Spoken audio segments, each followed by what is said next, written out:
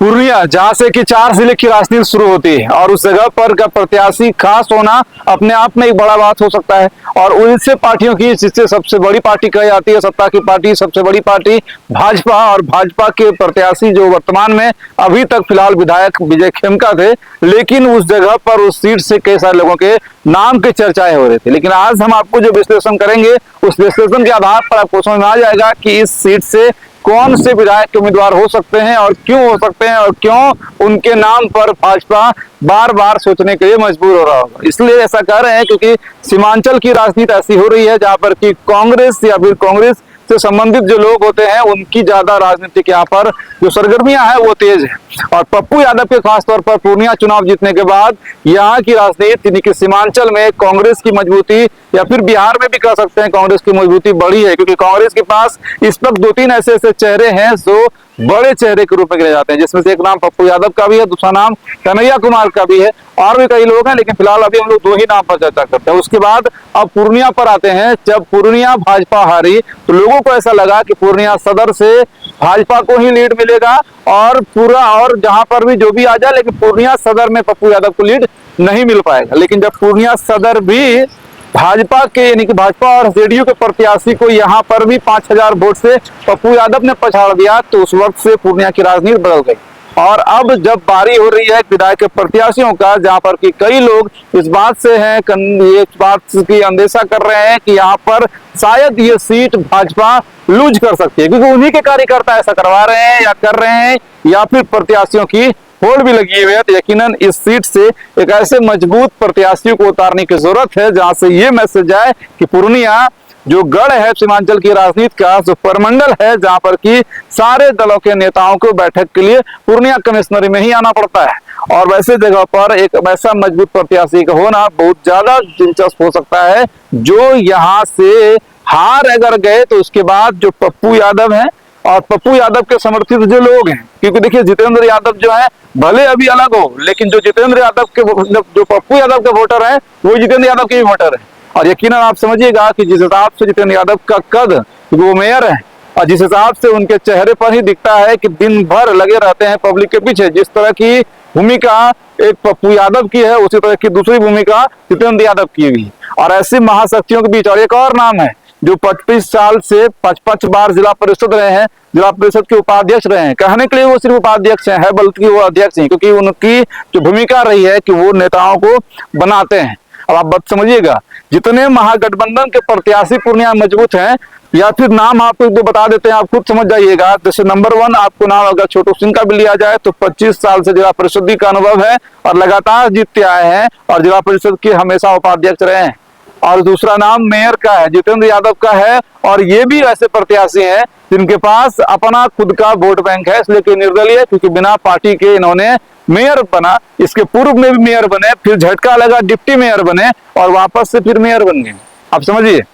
उसके अलावा ये 2 नाम ऐसे नाम थे जिनकी की चर्चा है, जिनका के राजनीतिक कद बड़ा है। और उसके बाद इन सबों के ऊपर, इन सबों के आका आप कह सकते हैं, क्योंकि अभी फिलहाल जो अलग अलग बात है कि अलग अलग गुट की राजनीति होती है, जहां पर कि एक दूसरे के लिए लोग एक दूसरे का कटाक्ष करेंगे, एक दूसरे का वोट खराब करेंगे ताकि वो ना जीते, उसका कद बड़ा ना हो जाए। लेकिन जो पार्टी स्तर की बात है, हम लोग उस स्तर की बात कर रहे हैं। पप्पू यादव जो है महागठबंधन के इस वक्त पूर्णिया के सबसे बड़े नेता है, और महागठबंधन को जिताने के लिए अपना जो पर्सनल, जिसके साथ भी जो भी व्यवहार जो भी उसका रहा हो, वो सब भुलाकर महागठबंधन को जिताने के लिए, क्योंकि उसकी राजनीति, पप्पू यादव की राजनीति महागठबंधन से शुरू होती है, महागठबंधन जाकर खत्म हो जाती है। यही वजह भी है कि बार बार अपमानित होने के बावजूद भी वह कभी महागठबंधन का पीछा नहीं छोड़ते, क्योंकि उनको मालूम है कि महागठबंधन से ही हमारी आगे की तस्वीर लिखी जा सकती है। और अगर हम महागठबंधन छोड़कर भाजपा के साइड सोचते भी हैं तो हमारा हाल रामकृपाल यादव जैसा हो जाएगा। मंत्री बनने की तो बात छोड़ दीजिए, सांसदी भी शायद हो सकता है तो हम हार जाएं, और उसके बाद हमारी कोई पार्टी में पूछ नहीं रहेगी। तो मसला इस बात का है, अगर ऐसे में भाजपा जो है पूर्णिया से, सदर से ऐसे किसी प्रत्याशी को उतारती है जो मजबूत ना हो, तो इन तीनों के सामने number 1 Pappu Yadav, number 2 Jitendra Yadav, number 3 छोटू सिंह, और इन तीनों के राजनीति के सामने ये सारे लोग धाराशाही हो गए। अब ऐसे में और अगर पूर्णिया सीट लूज हो गया, जिस तरह से पूर्णिया का लोकसभा सीट लूज हो गया, यहाँ से सांसद संतोष कुशवाहा हार गए, तारिक अनवर जीत गए, जाके कटिहार में दुलाल चंद्र गोस्वामी हार गए, किशनगंज ये लोग लगातार हारते ही आते हैं। किसी तरह से एक सीट अररिया सिर्फ बचता है, और अगर पूर्णिया प्रमंडल का, पूर्णिया सदर विधानसभा का ये सीट ये लोग हार गए तो शायद से भाजपा का इस क्षेत्र से जो नामो निशान है वो धीरे धीरे खत्म होने के कगार पर आ जाएगा। क्योंकि AIMIM ने पिछले साल 5 सीटें जीतकर दस्तक दे दी है, और AIMIM के आज भी वोटर है। अलग बात है कि वो 4 लोग छोड़ के चले गए, लेकिन वो वोटर को साथ नहीं लेके जा पाए। वो चारों लोग कहीं ना कहीं पहले से भी RJD को मानने वाले लोग थे, इस कारण से वो लोग चले गए थे, लेकिन आज भी वो वोटर AIMIM के नाम पर जो भी लोग खड़ा होंगे उन्हीं को वोट करेगा। अब दूसरी बार यहाँ पर आ जाते हैं कि भाई ये सब इतना बात किसके लिए बता रहे हैं, इतना बात इसलिए बताया जा रहा है कि एक नाम है जो 9वीं के दिन में ही फोन आता है सभी के पास, जो टेलीकॉलर से फोन आता है, वॉइस कॉल रिकॉर्ड आता है, दिलीप जायसवाल का, सभी को बधाई देते हैं दुर्गा पूजा के। अलग बात है कि MLC है, यहाँ से पूर्णिया से MLC है, पूर्णिया, किशनगंज और अररिया 3 जिला इनके अंतर्गत आता है। लेकिन कई बार इनकी इच्छाएं, महत्वाकांक्षाएं या इनके वर्करों की, इनके कार्यकर्ताओं की महत्वाकांक्षाएं रही है कि ये सांसदी लड़े या विधायकी लड़े,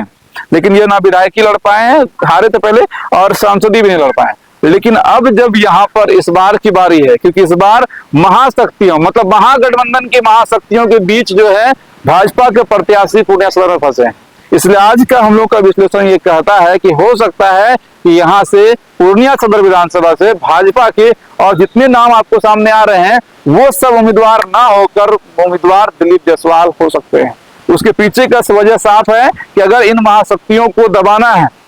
अगर इन महाशक्तियों को उभरने नहीं देना है, क्योंकि एक बार अगर फिर से हम कह रहे हैं पप्पू यादव अपने आप में बड़े नेता है, इनकी भी हस्ती रही है कि जिस भी जिला से लड़ेंगे चुनाव जीत जाएंगे। अलग बात है 1 बार आ रहे हैं, लेकिन हस्ती इतनी बड़ी है कि जिधर से लड़ेंगे उधर से चुनाव जीत जाएंगे। अब दूसरी हस्ती इसी तरह से इसी के पीछे पीछे वो जितेंद्र यादव का बन रहा है कि ये भी अगर एक बार विधानसभा पहुंच गए तो फिर वापस से इनकी राजनीति को कमजोर करना संभव नहीं होगा। और यही वजह, भले छोटू सिंह ग्राउंड के स्तर के नेता है, लेकिन इनका नेता ऊपर में बहुत कम है। अब लेकिन कुछ लोग दम लगाए हुए हैं, क्योंकि जिस समाज से आते हैं उस समाज के लोग जो है अपने समाज के लोगों के लिए पूरा तन मन और धन जो है वो लगा देते हैं। तो देखना ये भी होगा। लेकिन ये तो जो नाम है पप्पू यादव और जितेंद्र यादव जो नाम है, इनको ना उभरने दिया जाए, इनकी शक्तियों को समाप्त कर दी जाए। ये वो लोग हैं जो सदन में हुंकार बढ़ सकते हैं, ये वो लोग हैं जो सीमांचल की राजनीति को घुमा सकते हैं, क्योंकि ये लोग की जो राजनीति होती है तो पैसा, पावर या जो भी है वो कितना खर्च होगा उसका कोई हिसाब नहीं होता। ये लोग लगा देंगे पूरा, जितना दमखम होगा उतना लगा देंगे। तो इस कारण से भी इन लोगों की शक्तियों को कमजोर करने के लिए आप ये कह सकते हैं कि एक मजबूत प्रत्याशी की तलाश पूर्णिया सदर विधानसभा में जरूर हो रही है। और इस मजबूत प्रत्याशी में अगर किसी का नाम आ रहा है तो वो शायद से शायद दिलीप जायसवाल का आ रहा है, ताकि दिलीप जायसवाल अगर यहाँ से चुनाव लड़े और चुनाव यहाँ से जीते, उसके बाद ये मैसेज चला जाए कि चाहे इधर उधर कहीं कुछ भी कर लो, लेकिन परमंडल का